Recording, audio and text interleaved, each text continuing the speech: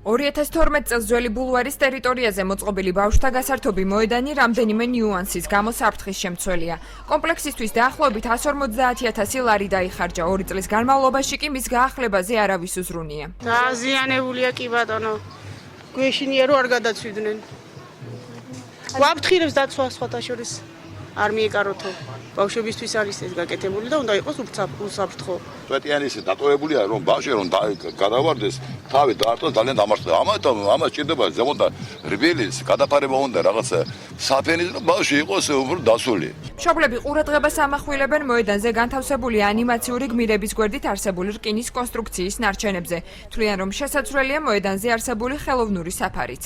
ისეთი იმით უნდა შემოეტყო რომ მაღლა არ დაზიანდეს, არ უნდა იყოს ეგეთი რაღაცა, ეგეთ უხეში რომ ბავშვმა ხელი გაიჭრა, თავი მიარტყეს, რკინის კონსტრუქცია არ უნდა იყოს. უნდა იყოს რბილი შემოღობილი რომ ადამიანი მე ეს საფენის თავისთავად გამოსასვლელი არის, დრომოჭული აქვს, ჩამოსაწერი აქვს საფენი.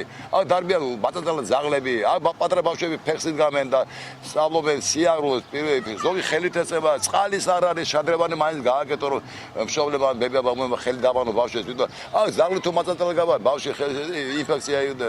ბულვარის ადმინისტრაცია პირობას დებს რომ მოქალაქეთა პრეტენზიებს გაითვალისწინებს, თუმცა ბავშვების უსაფრთხოებაზე პასუხისმგებლობას მშობლებსაც აკისრებს.